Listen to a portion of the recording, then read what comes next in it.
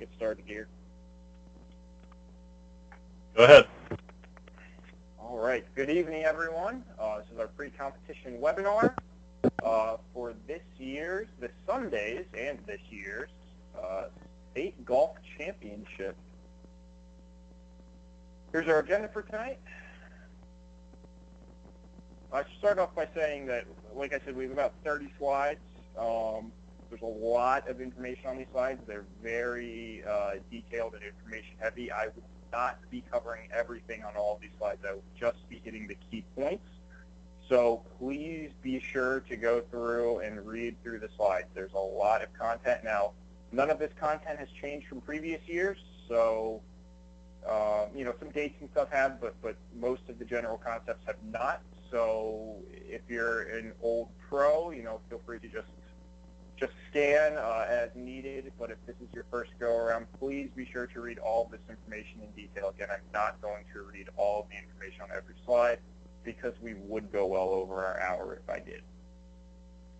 All right, competition dates. Oh, I have a Saturday there. It is not Saturday. Let me exit out of this real quick.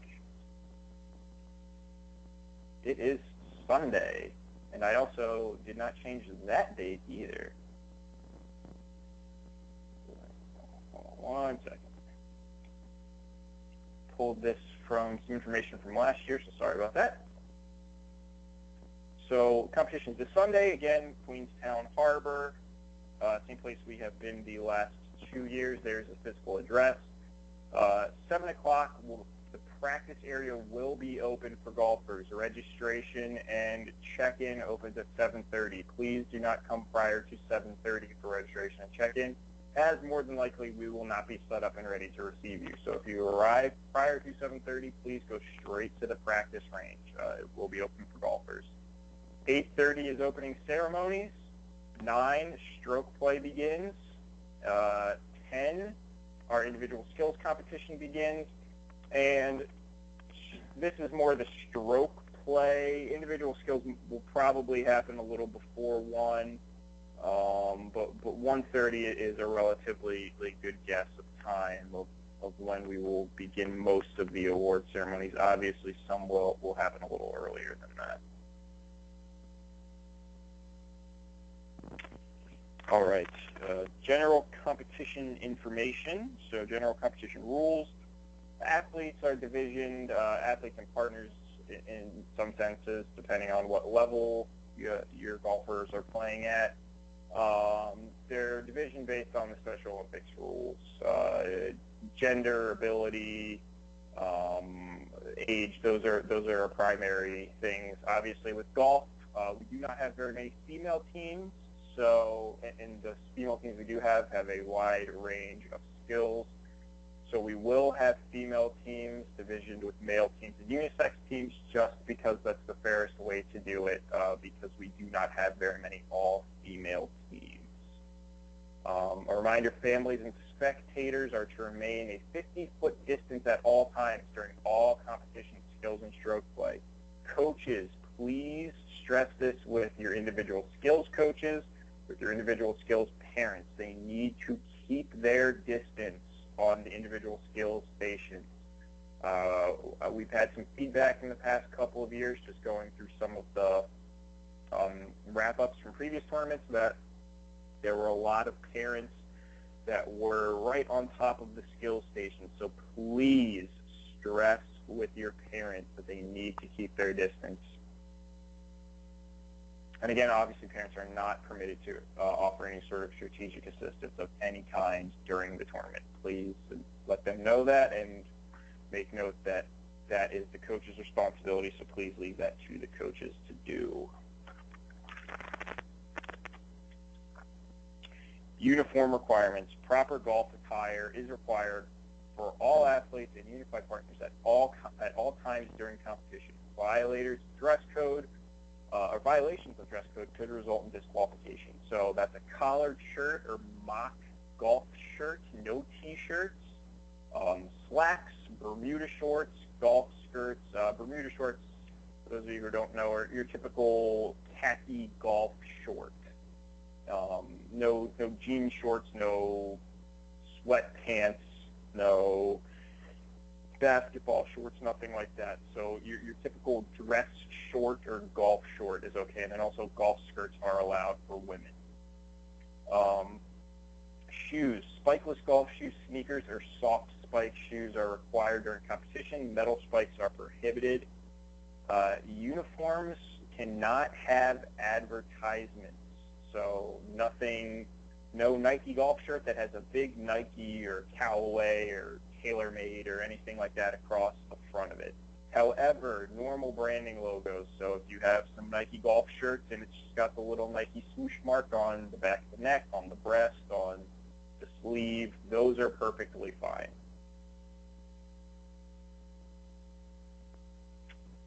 Scoring eligibility and maximum entry averages. So those of you who are on the pre-competition or the preseason webinar, will remember that we've had a slight adjustment to this rule from previous years.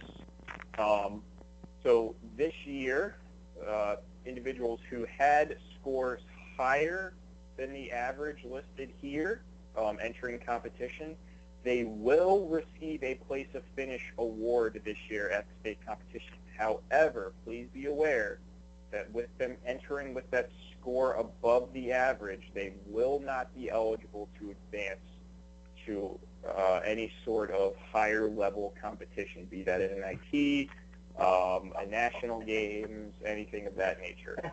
Additionally, since this, Mike, correct me if I'm wrong, we are using these as USA Games advancements if we receive golfers, correct? If we receive golfers, yes, we will be selecting them from this year's golf championship. Okay, perfect. With that being said, if someone enters with a score under this average, but somehow wins their division with a score above any of these averages at that level, they would not be eligible to advance to USA Games. So even if their average is lower than this, if they somehow win a gold medal but have a higher average than the allowable average here, then they will not advance. Again, that's an average, so it's not their single score. If their score at states that they win a gold medal with puts their 6-round average over this number, they then will not be eligible to advance. I will open the floor for any questions on that, as this is a change from this year, and I do understand some people may not have caught that on the preseason webinar. So does anyone have any specific questions about that? *6 to unmute your phone.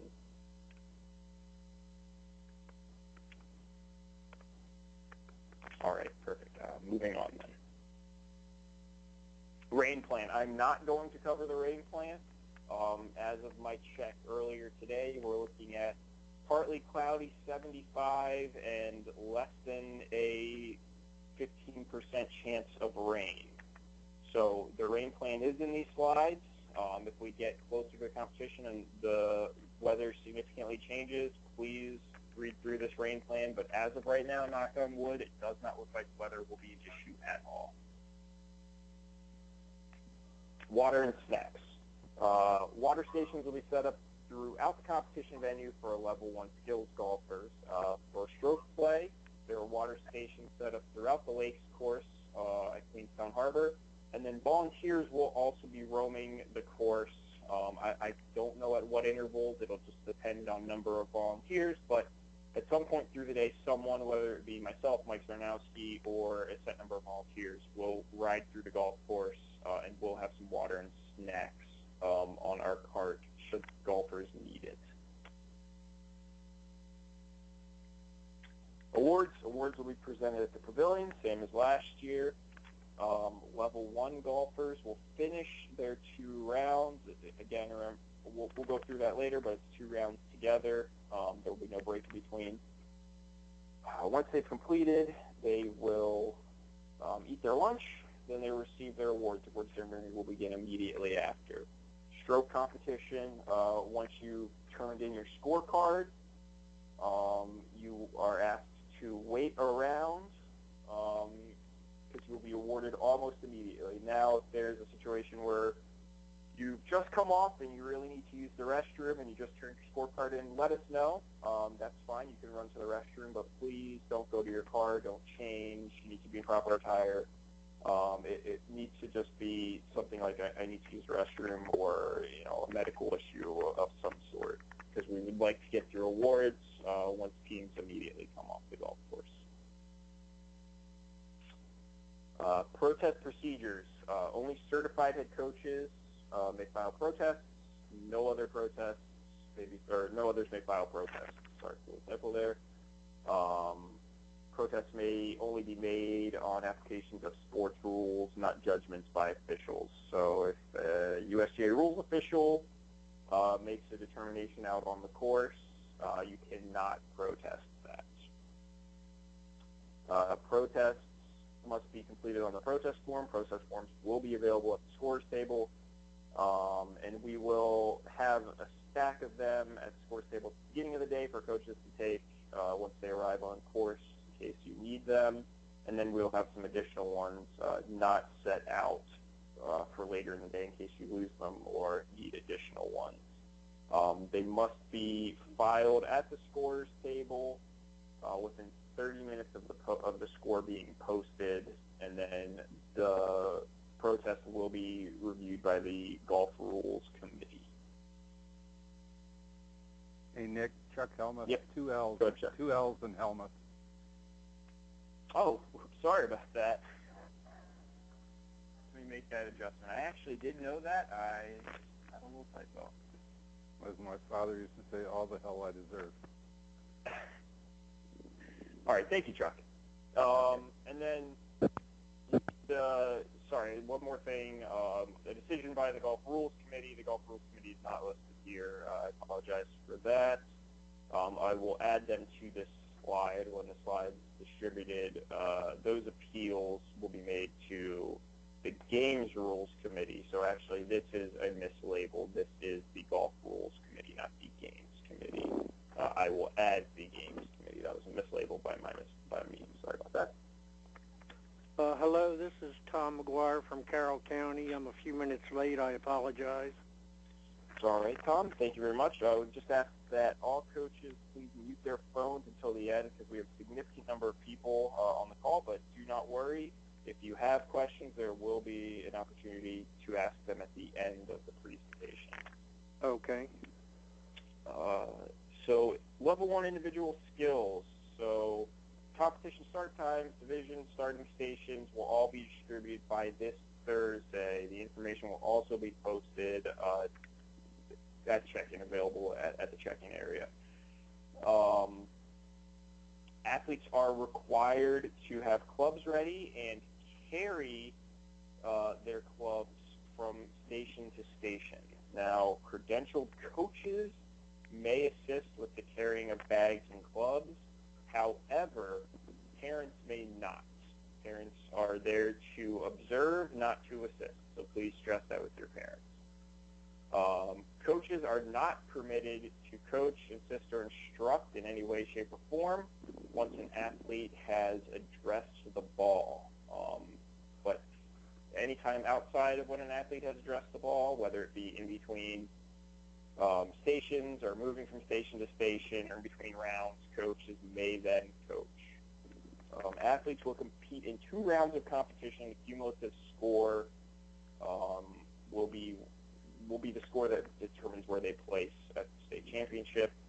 So the 2 scores will happen as 10 separate 10 attempts, 2 sets of 5. Sorry.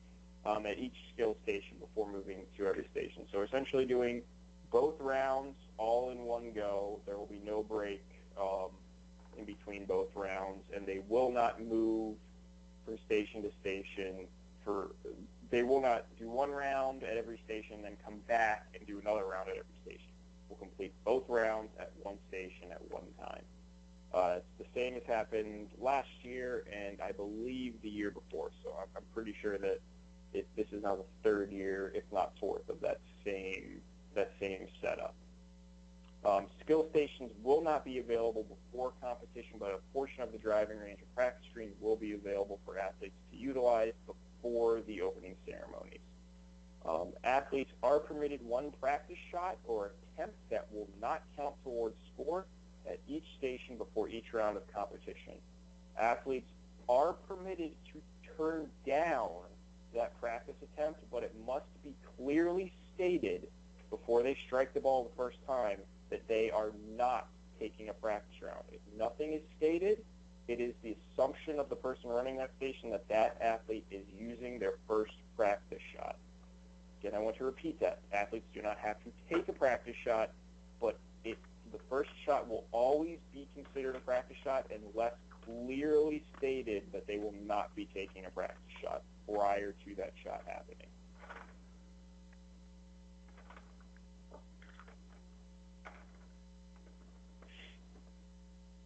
All right. Tiebreakers. Should there be a tie following the 2 rounds, a random skill station will be selected via random selection. So we'll write the name of the skill stations on a piece of paper, pull paper out of a hat or a bag of some sort. And then the golfer with the highest combined score from both rounds on that station will win. Should there still be a tiebreaker after that first round, then we'll do it again. Check-in. So upon arriving, skills athletes off the back corner closest to the practice green where the long putt, short putt, and chip shot will be occurring. There will be a blue tent with a table and chairs. That tent will be manned by Steve Bennett, who some of you may know. Steve is overseeing all of the skills competitions. That will be the check-in area for skills athletes.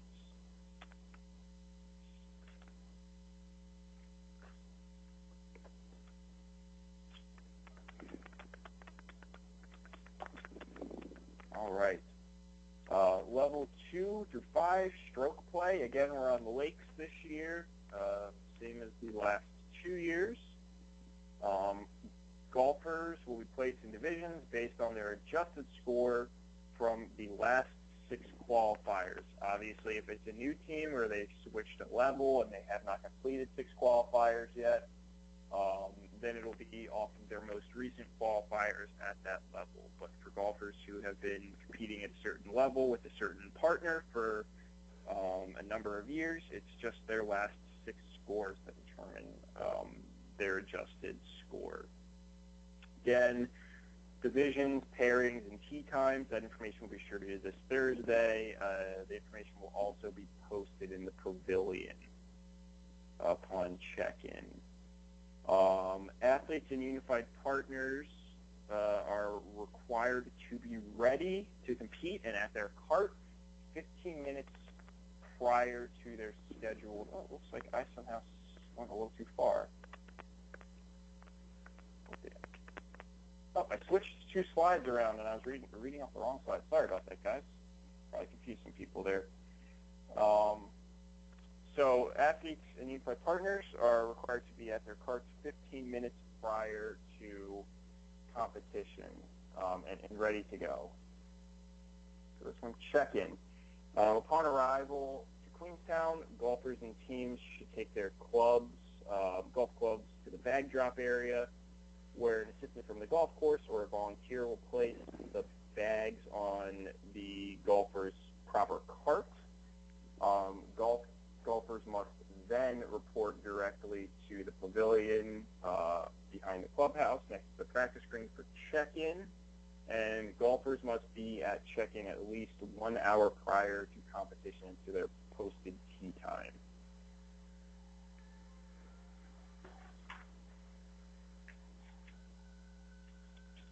Tee locations. Something that I had a couple questions about from people throughout the year, so I wanted to make sure I covered it in this. All athletes and unified partners will use the forwardmost tee boxes on each hole. The tees that are commonly referred to as the ladies or women's tees. We will not use junior or kids tees. Those are tee markers placed in the fairway.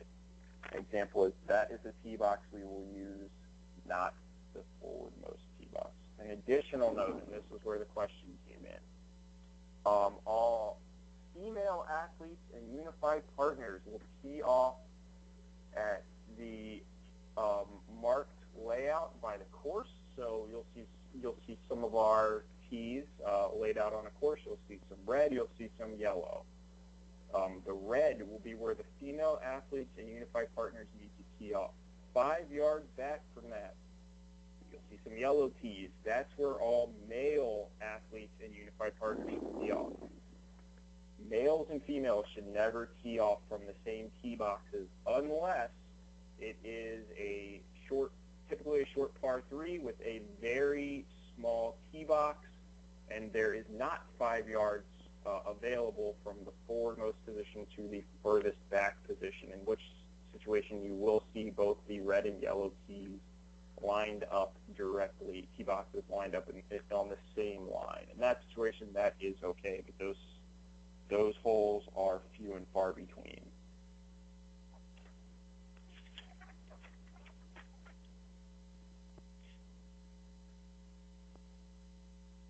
All right.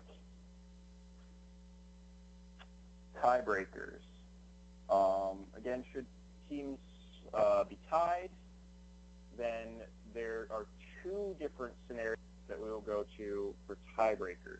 The first scenario, it will be the team with the fewest amount of 10 scores. They will be determined being the winner or not necessarily the winner, but they will be the team that wins the tiebreaker, quote unquote. Let's say both teams have a 10x or either team has a 10x. In that situation, we would move to the random hole. So all the holes that both teams played will be placed into a hat or a bag or whatever, picked out. The team with the lowest score on that hole would then be the winner of the tiebreaker. A 10 is deemed as a lower score than a 10x.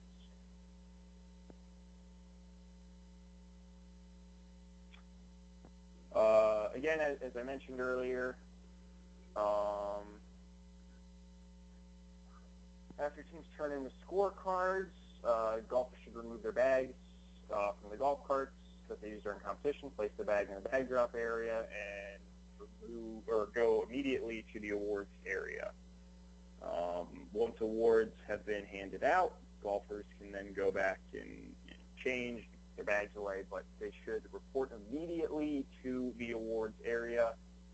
Again, if there are any, significant issues, medical, restroom issues, then that is a situation where you need to let us know, and we can delay your division a tiny bit, but please, we'd like to keep awards moving, so just do your best to go directly to awards.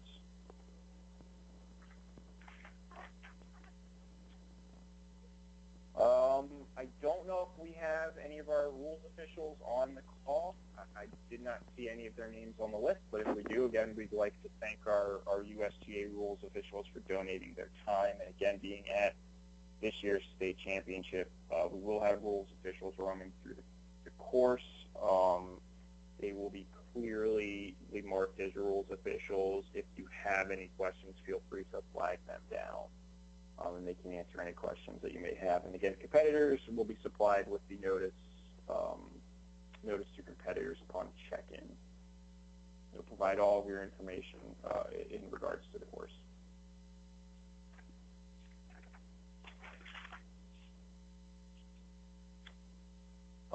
Golf carts, just real quick, you must adhere to the course rules for the day of the golf cart. For golf carts, it will be clearly laid out. Queenstown Harbor, I drove through it last week, is in great condition after the funky weather we had this year, but there are some areas that were a little bit boggy out on the course, so when I drove through, it was cart path only. So please, please, please, please respect the course.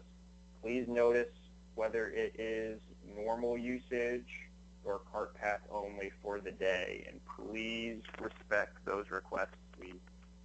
We are very lucky to use such an incredible course, and we want to keep that relationship good, so please just make sure you check what the course rules are for carts that day, and please adhere to them.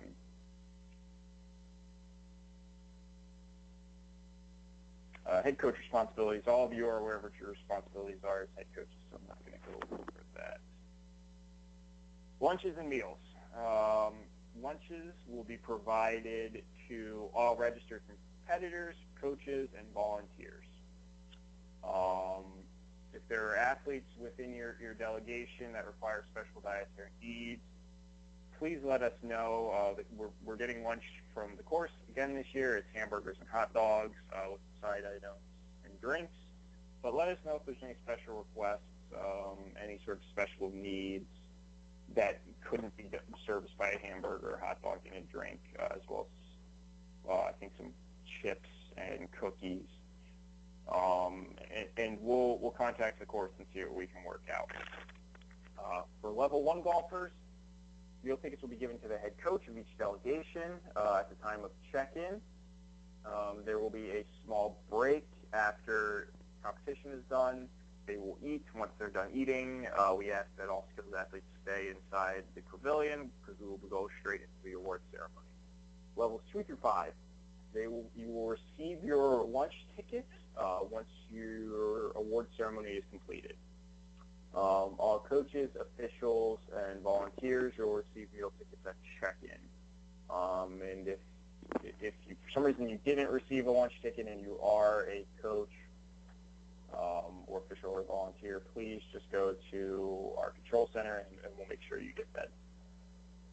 Family members who are not registered part of the team, so that would just be someone's parent that's coming and watching, or brother or sister. There will be food available for purchase at the snack bar inside the clubhouse. We will have a family hospitality area set up. It's located in the pavilion. There'll be some information on the competition, on the ceremony, the surrounding areas, services that are available in the community. There'll be some snacks and beverages and other items. Those are for family members only, so please request that those are for family members only. Those are not for athletes, and they're not just for general volunteers or coaches. Those are for family members only. There's some additional refreshments for coaches or for anyone else, both at the lunch area and inside purchase in the clubhouse. All right, course venue maps again. Nothing's changed from last year as far as layout. I'm not going to go through each one of these. This will be sent out. Please familiarize yourself with these maps. So that was the overall course map. This is the pavilion area map. And then this is the practice range map. Again, provided some driving directions. I'm obviously not going to read through these, but if you have anyone who is unsure how to get there, I have included driving directions for you to send to your areas. All right, at this time, anyone who has questions, please feel free to use *6 to unmute your phone, and I will happily answer any questions you may have. Nick, this is Al Minor, Howard County. Hey, Al, how are you? Doing good. Scorecard, distribution, scorekeeping, and signatures? Yeah, so scorecards will be on the golf carts. Scorekeeping, it is your responsibility as a team to keep your own score. And then signatures, make sure that you get your scorecard signed by everyone that you're playing with, as well as you sign everyone else's scorecard. Great question, Al. Hey, Nick, Jim Kershaw. I missed the beginning of the seminar, but okay, so the date is when? Is 9 o'clock or 7 o'clock, I guess, registration. Is it Saturday or Sunday? It is Sunday, yeah, so made a mistake if you saw it at the beginning. Forgot to change the date from last year, so that was my mistake. It is Sunday. And then 7 o'clock is the time that the driving range and practice facility opens. Check-in does not begin until 7:30, and then stroke play will begin with first tee times at 9. And then 10 is the time for skills to begin. I will jump back to that for you real quick, just so you can take a look at that. Any other questions while I'm going back to the overall competition schedule? So just confirming, we're using the Lakes course starting tee box 1 for everyone. No, so we are doing, last year, I believe all of the 9s started on the back. I know at least I did. So I assumed, also based on the contract, that all of the 9s, that not just myself, but that all of the 9s had started on the back. So we're switching it to the front this year. And then all of the 18s will start on the back.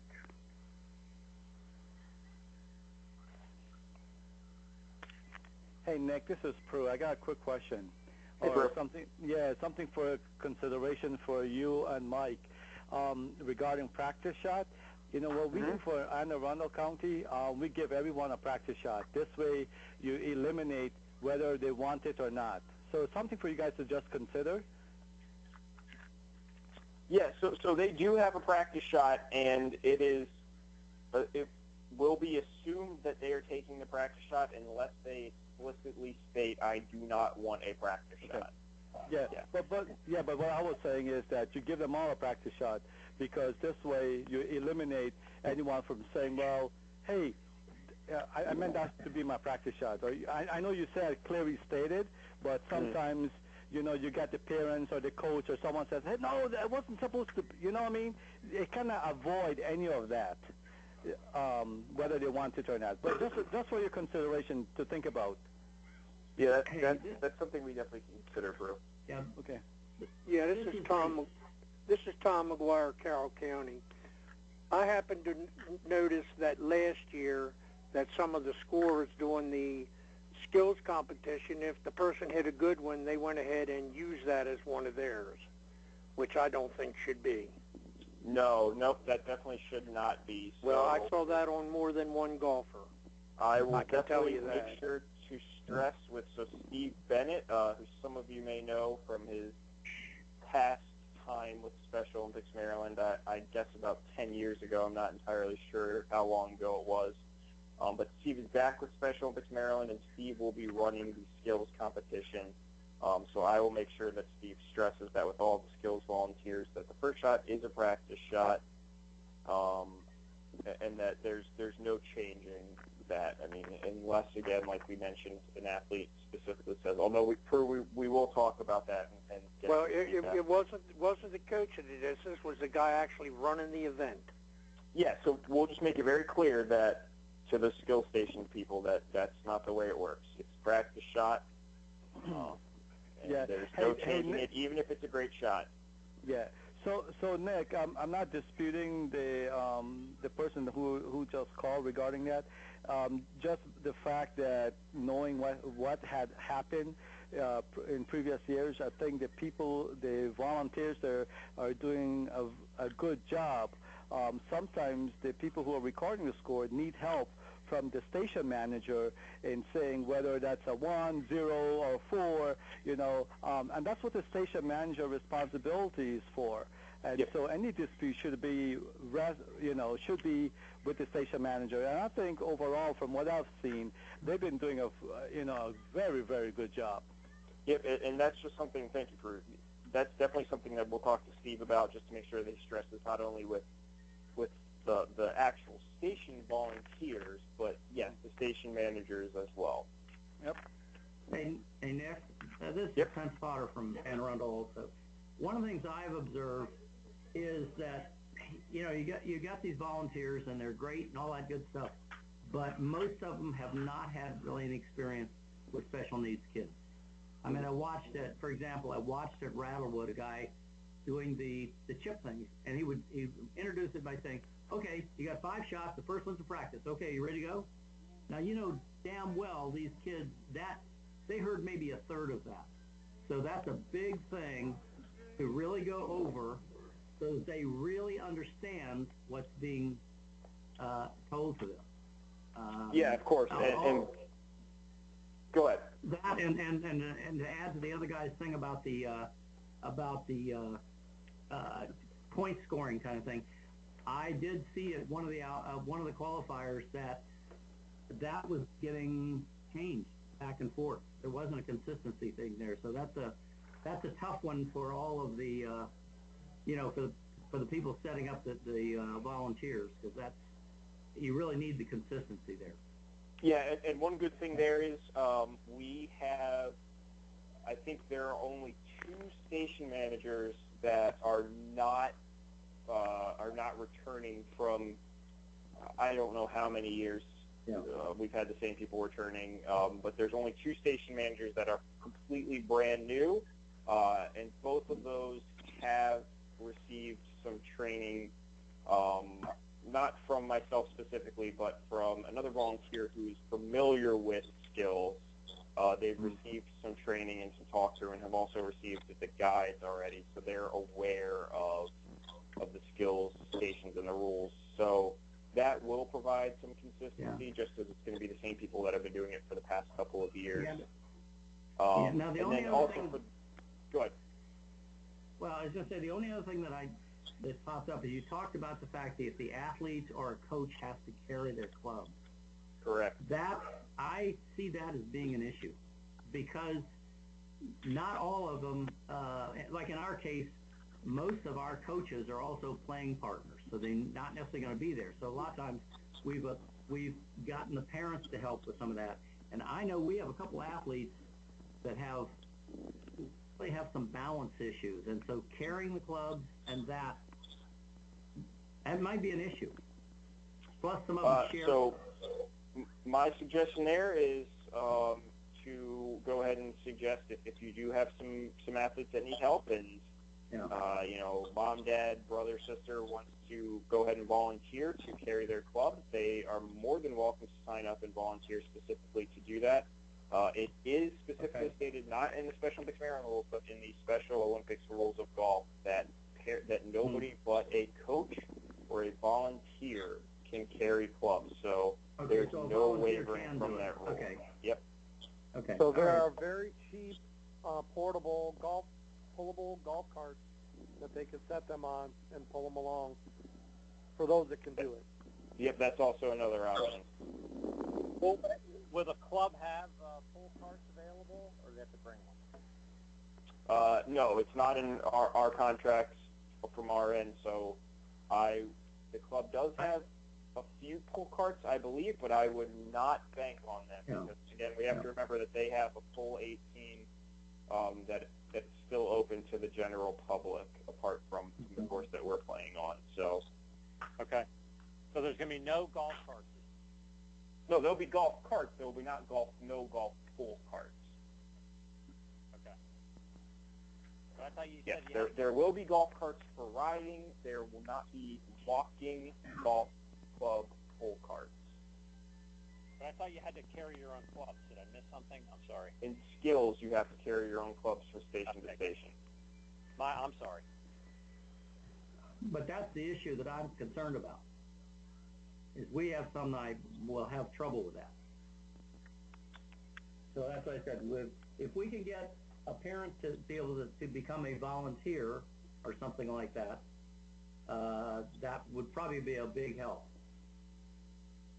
Yeah, that would be my suggestion, is parents, and I would have them sign up prior to the fact. There's going to be a lot going on first thing in the morning, so to have our volunteer coordinator inundated, or volunteer registration area, inundated with additional volunteer requests might be a little difficult for us to manage all of those. Just because I do not know how many people we might have that volunteer specifically for carrying clubs.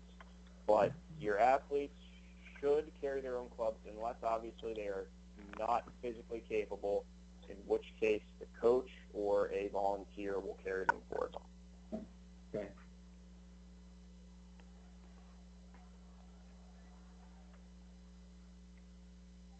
Hey, Pence, I just want to say that on practice on Thursday, we can emphasize that for the either for the parents or the counselor to volunteer so that they can carry some of their clubs. And I think that's a good decision. I'm thinking specifically of Mary, Rhea, and Yep, I know. Mm-hmm. All right, folks. Any additional questions? This is Tom McGuire, Carroll County. I don't have actually a question. I just have an issue with the fact that a lot of these skills players that swing and miss a lot, And for that to actually be counted as one of their, their 10 things, I think is wrong. Okay, a lot of these athletes, it might take them 2 swings to actually hit the ball. And to penalize them, I think is wrong. So, Tom, I do absolutely understand where you're coming from. The situation that we're in is that's actually written into the Special Olympics golf rules. So we're a little hand-tied when it comes to that. That I understand, but I wanted to voice my opinion. Yeah, absolutely, and opinion noted. Thank you for voicing that. Because I just see way too many athletes taking a swing and only in the skills, and actually missing the ball, and it gets counted against them. Yep. And yeah, no, to me, totally, that's just totally wrong.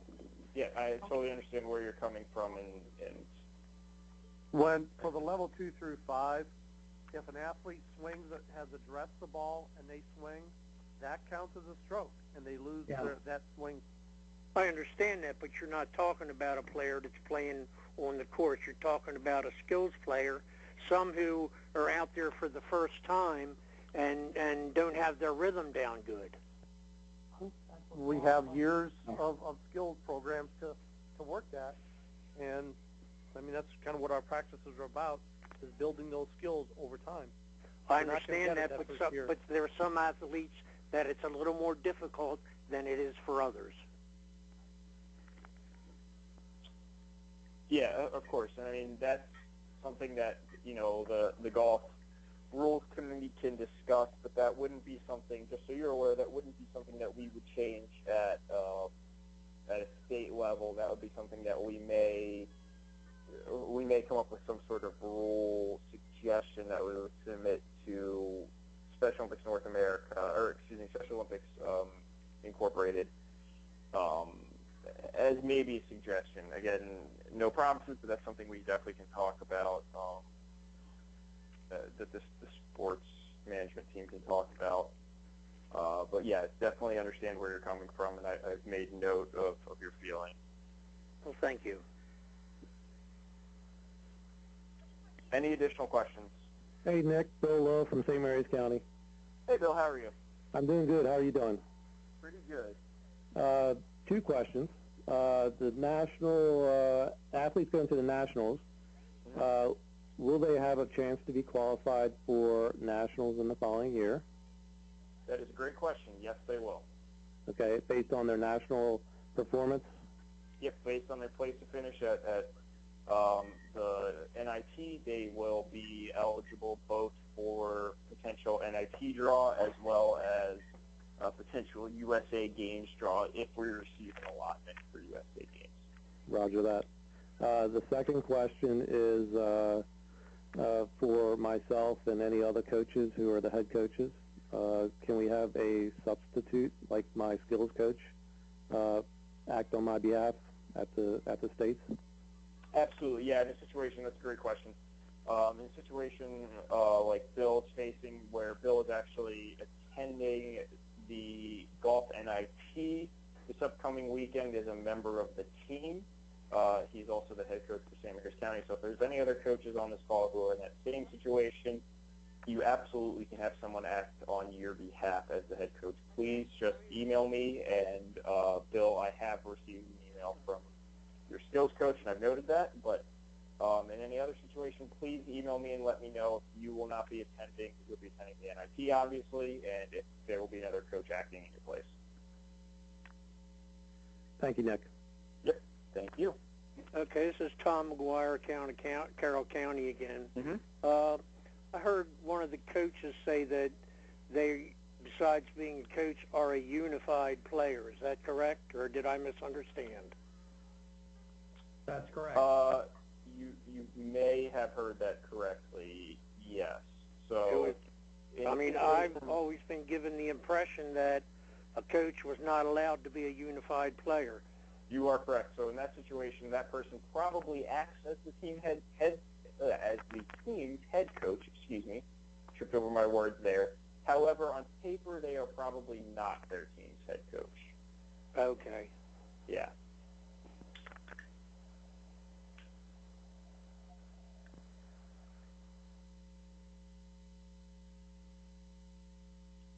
Any additional questions? Hey, Nick, this is from Frederick. How are you? Good, how are you? If you could just repeat who you are, it's cutting out a little bit on your end. Rick Fuss from Frederick. Oh, hey, Rick, how are you?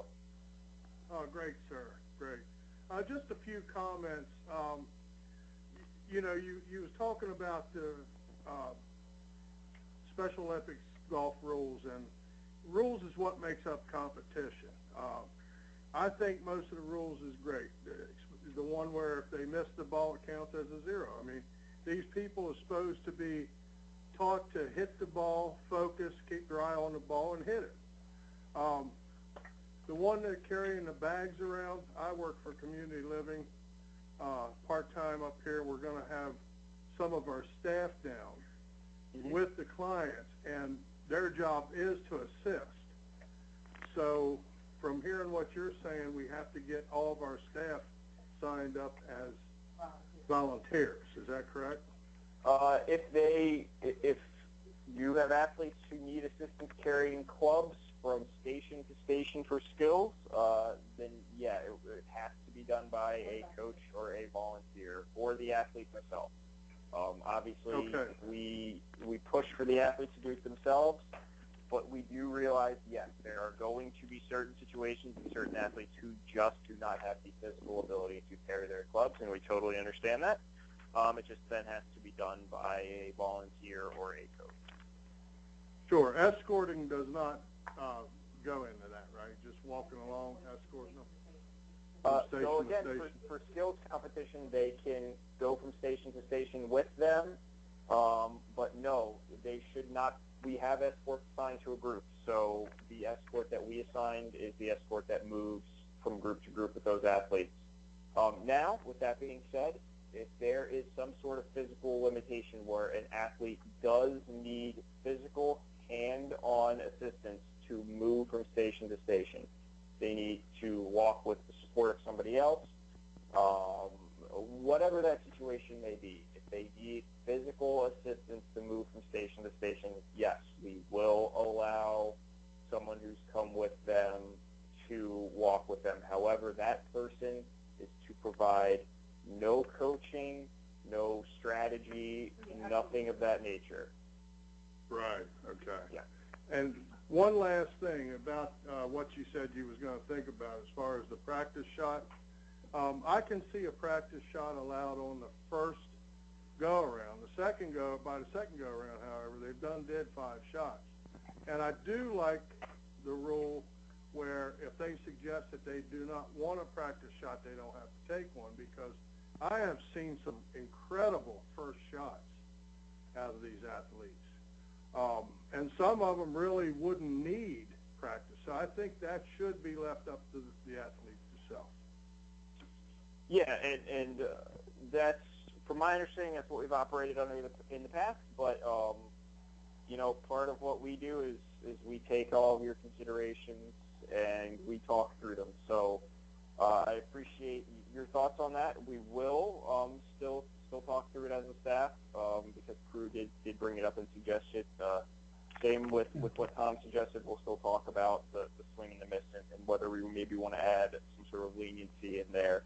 But, you know, it for the time being and for the immediate future, none of those will change because it's not something that we can change at a state level. It is something that would have to be changed at the SOI level.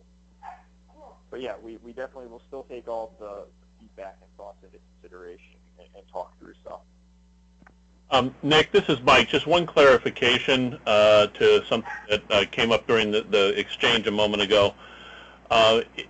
If someone is walking with the athletes, the skills athletes from station to station or volunteering, whatever, when the athlete is actually competing, they'll need to retire to the spectator area. That the walking with the athlete from station to station does not mean they're going to be right up on top of the competition.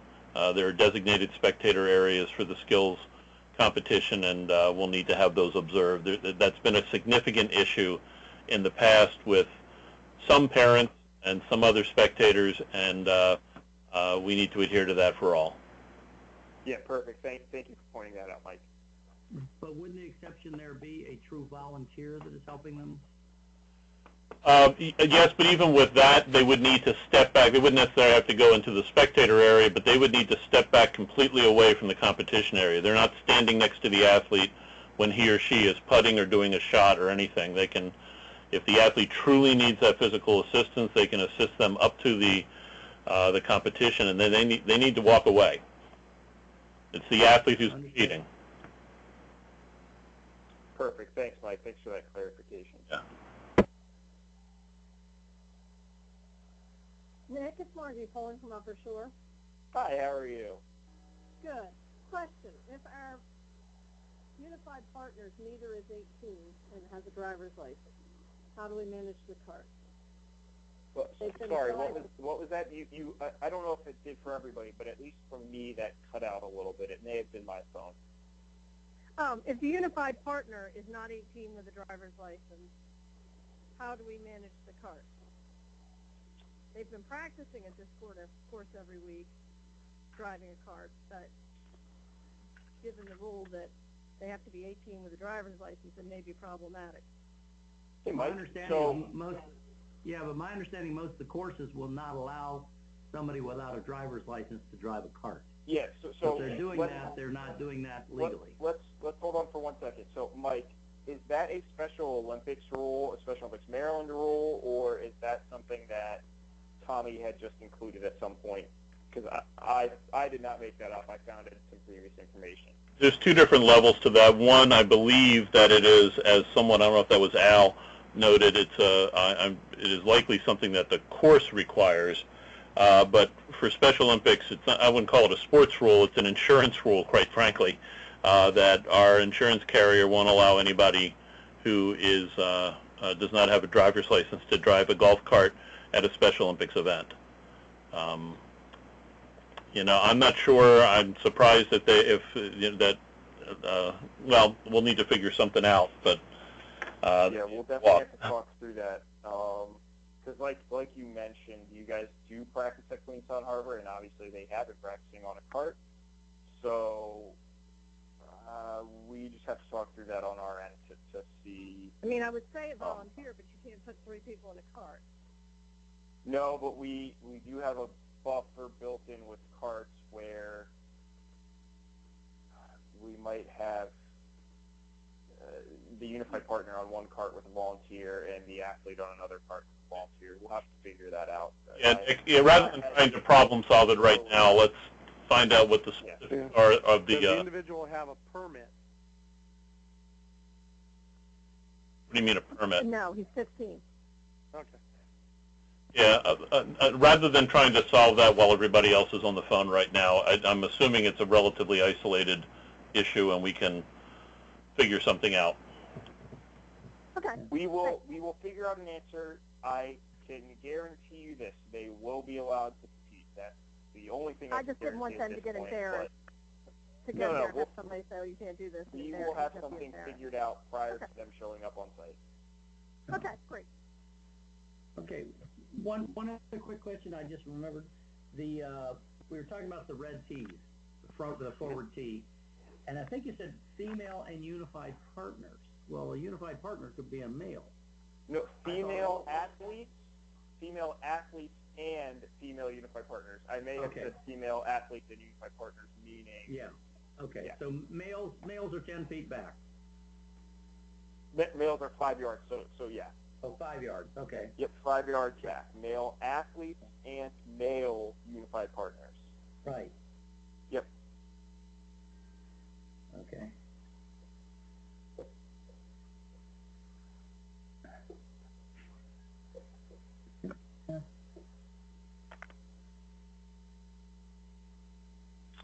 All right, folks, we are almost up against our hour hard stop here. So any questions that are pertinent to the whole group?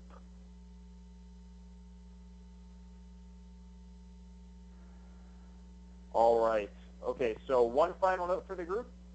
Do not give me names now, but if you know specifically of someone who is either a level 1 or a level 2 through 5 player or team who has qualified based on the information that I've sent out, but will not be attending this weekend, please send me that information in an email. If I do not receive names, I will assume that everyone who is qualified will be attending. If you have already sent me those names, no need to send them again. I've already received them. But other than that, thank you everyone for all of your help this season in my first season with golf. It was quite the ride so far, and I'm looking forward to this weekend. Have a good night, everyone. Good night. Thanks, Nick. Good night. Thank you, Nick.